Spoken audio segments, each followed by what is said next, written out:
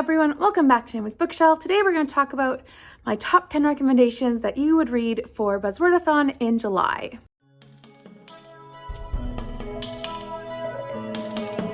So for Buzzwordathon, I always recommend top 10 books that I have enjoyed that fit the buzzword theme. This one is very broad and very easy almost. It's bookish words, so anything bookish related.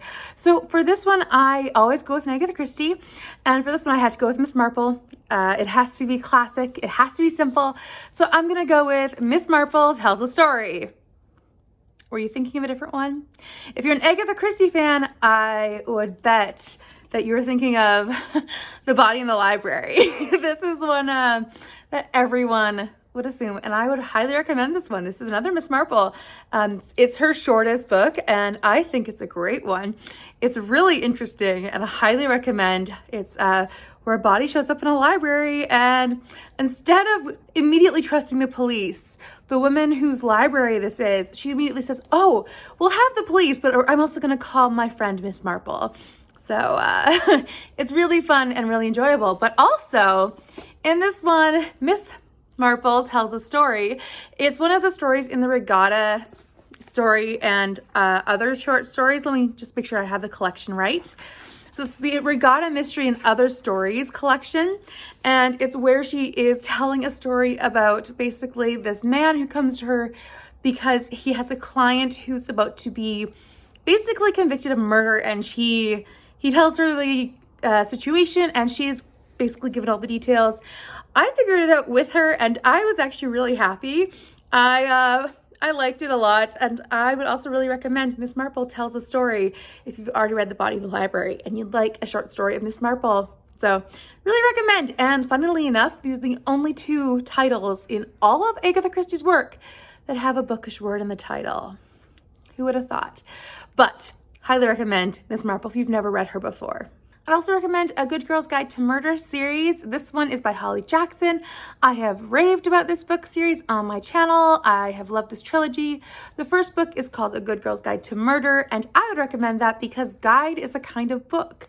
I think it counts. This one is a YA mystery series, and it really is fast-paced. It's everything about YA that I enjoy and none of the stuff that I don't enjoy. I don't enjoy the angsty, emotional stuff, but I do enjoy the fast-paced and energy of it, and that's exactly what I got in this.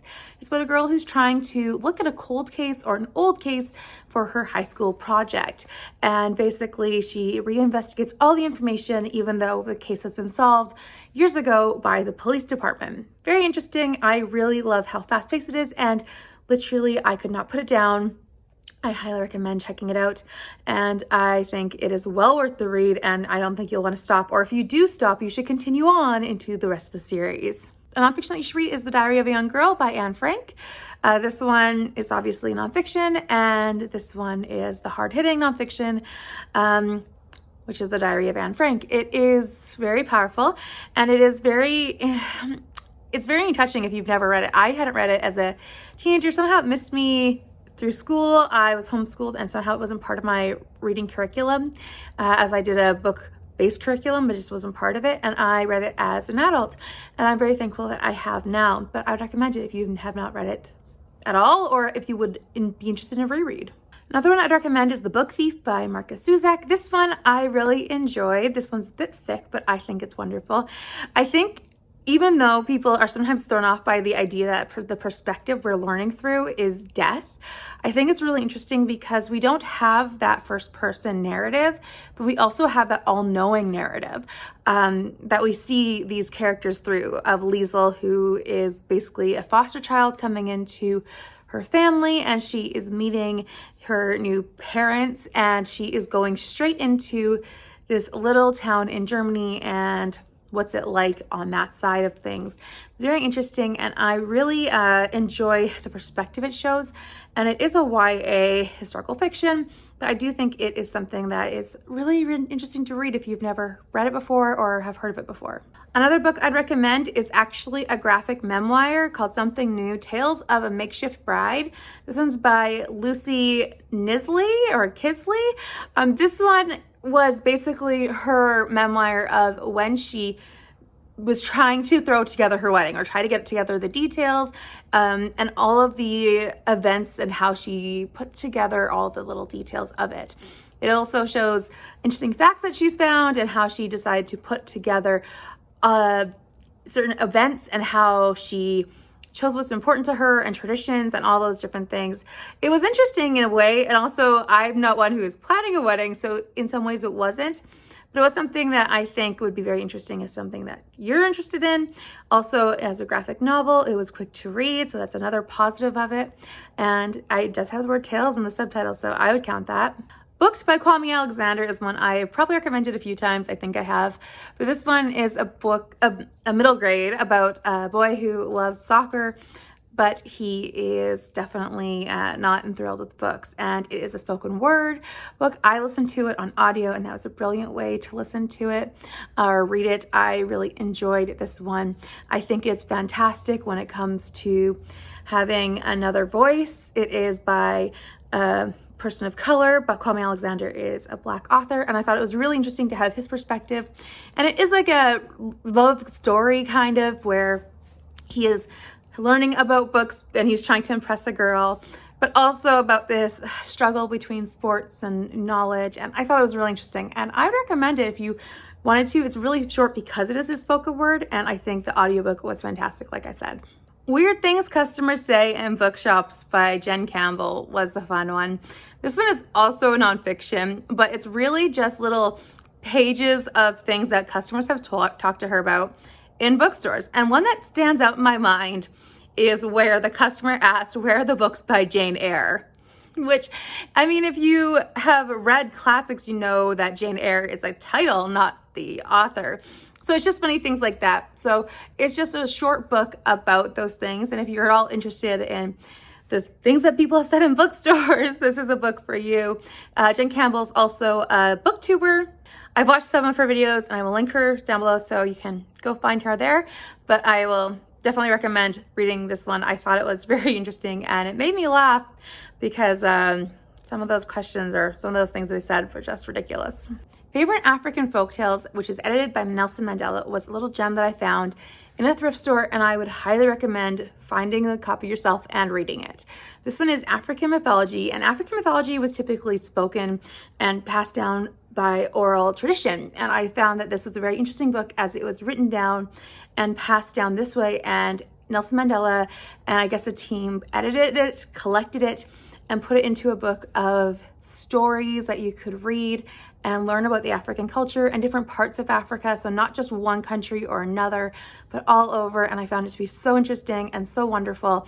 And I really loved learning about different parts of it and different parts of the continent and different parts of their cultures, and how they all saw different aspects of life and how they have different mythologies. I thought it was wonderful, and I highly recommend this little gem. If you've never heard of it or if you've never read it, you should. The Storyteller by JODI PICOULT is also a good one. This one's a historical fiction that's set, of course, dual timeline. Like I tend to like for a lot of things, I think. This one is set in modern day, and it is about a woman who is meeting with someone. It's been a while since I've read it, so I can't remember all the details, but it's about a woman who's meeting with a man and learning his story, and then also about a woman who is in a concentration camp and working with the office of the Nazis, or working in the office of the Nazis, as she is a Jew. It's very interesting, and it is all about the story aspect and how those two timelines are connected.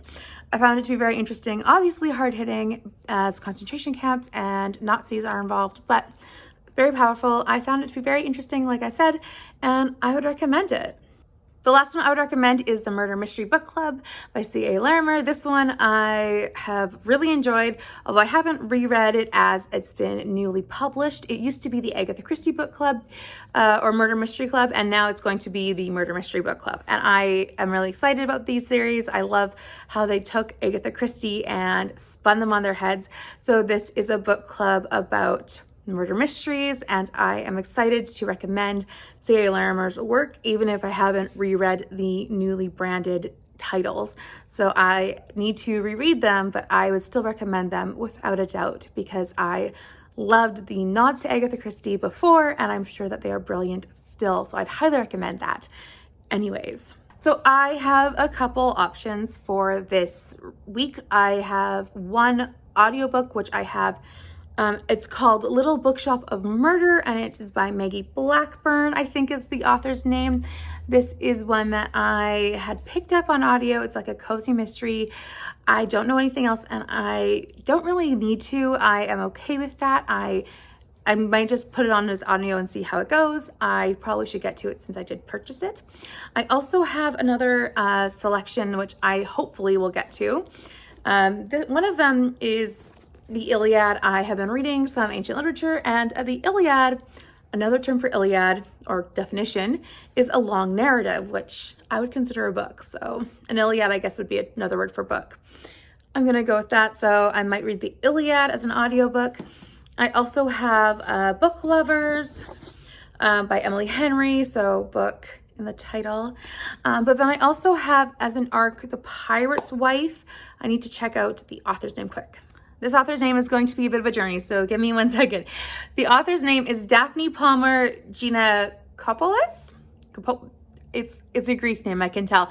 But the total book title is The Pirate's Wife, The Remarkable True Story of Sarah Kidd. Now, this one doesn't come out till November 8th, and I am very excited about it.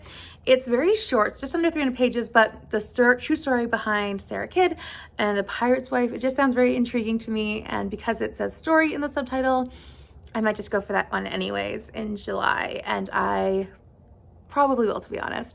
So those are my 4 options for Buzzwordathon in July. I almost said August. We're not there yet. So we'll see, but I definitely have my options open for other books, but those are my top priorities right now, I think. So let me know down below what you'll be reading for Buzzwordathon. If one of these have picked up your fancy, or if you're picking something else, I'm sure you have many options, with bookish words being the general type. So please leave a comment down below with what kind of book you'll be reading, or what book in general you'll be reading for Buzzwordathon, what bookish words you would recommend, or books with bookish words in the titles you would recommend. Also, if you enjoyed this video, please give it a like and subscribe, and I will see you next time. Bye for now.